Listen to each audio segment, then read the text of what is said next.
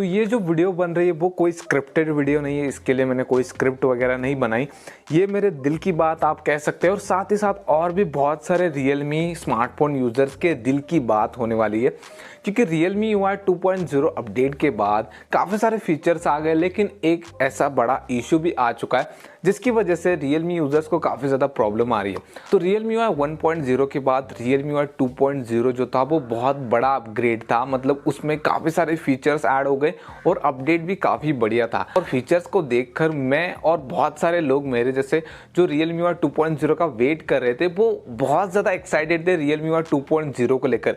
Personally मैं भी बहुत ज़्यादा एक्साइटेड था, लेकिन एक्चुअल में जब मैंने Realme UI 2.0 को अपने फ़ोन में इंस्टॉल किया उसके बाद एक 4-5 दिन के बाद मुझे ऐसा लगा कि भाई मैंने ये अपडेट क्यों इंस्टॉल किया, क्योंकि इसमें पहले तो बग्स थे, बग्स को फिक्स कर दिया गया, लेकिन एक इशू अभी भी परमानेंट सा रह गया है, वो है रैम इशू। रैम मैनेजमेंट को लेकर बहुत बड़ा इशू चल रहा है Realme UI 2.0 अपडेट के बाद। जिनके पास भी Realme का डिवाइस है और जिनके पास 4 GB तक रैम वाला डिवाइस है उनको तो बहुत ज़्यादा प्रॉब्लम हो रही है, क्योंकि रैम मैनेजमेंट इतना बेकार हो गया। इसके ऊपर मैंने एक वीडियो भी बनाया था कि आप किस तरह से रैम मैनेजमेंट को ठीक कर सकते हैं, क्योंकि अगर आप कोई एप्लीकेशन ओपन करते तो रैम जो है वो बिल्कुल खत्म सा हो रहा है, मतलब 1 GB से भी कम रैम फ्री रह रहा है। इस वजह से आप अगर कोई एप्लीकेशन रन करते हैं तो बहुत ज़्यादा लैग हो रहा है, बहुत ज़्यादा ओपनिंग क्लोज में बहुत ज़्यादा डिले आ रहा है और कुछ तो एप्लीकेशन क्लोज हो जा रही है। अगर आप PUBG जैसे गेम खेलने चाहेंगे ना, वहाँ पर तो आपको इतनी दिक्कत आएगी कि आप गेम ठीक से खेल भी नहीं पाओगे। तो ये दिक्कत आ रही है UI 2.0 अपडेट के बाद, और इसके ऊपर मैंने एक टेम्पररी सॉल्यूशन बताया था कि आप इस तरह से स्टेप फॉलो करेंगे तो आप इसको थोड़ी देर के लिए इससे राहत पा सकते हैं। उसके बाद बहुत सारे लोगों ने कमेंट किया कि भाई ये परमानेंट सॉल्यूशन नहीं है, कोई परमानेंट सॉल्यूशन लेकर आओ। अब इसके ऊपर परमानेंट सॉल्यूशन कोई है नहीं, मुझे लगता है कि एक हो सकता था लेकिन अभी वो नहीं हो सकता।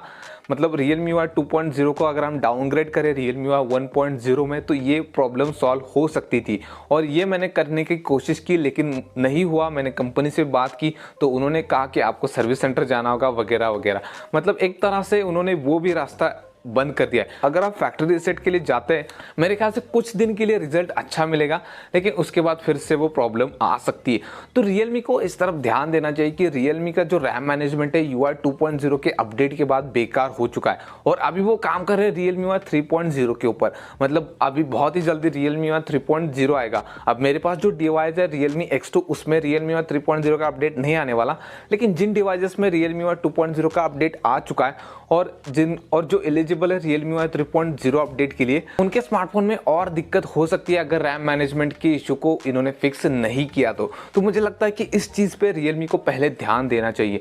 बाकी अगर किसी दूसरे ब्रांड की बात करें तो मेरे दोस्त रिश्तेदारों के पास बहुत सारे ब्रांड के स्मार्टफोन है, मतलब अलग अलग ब्रांड के स्मार्टफोन है, तो उनके स्मार्टफोन में मैंने देखा कि वहां पर इतनी दिक्कत नहीं आ रही जितनी Realme के स्मार्टफोन में आ रही है। और जो Realme 7 Pro था जिसकी मैंने अनबॉक्सिंग की थी उसमें 6 GB रैम है, लेकिन उसमें भी रैम की दिक्कत आ रही है। हालांकि उतनी नहीं आ रही, लेकिन रैम फ्री अगर देखेंगे आप उस स्मार्टफोन में तो उतना नहीं है जितना एक 6 GB रैम वाले स्मार्टफोन में होना चाहिए। मतलब ये दिक्कत है, रैम की दिक्कत, चाहे वो स्मार्टफोन 4 GB रैम वाला हो या फिर 8 GB रैम वाला हो, वहां पर दिक्कत दिखाई दे रही है, क्योंकि इनके UI में ये प्रॉब्लम है।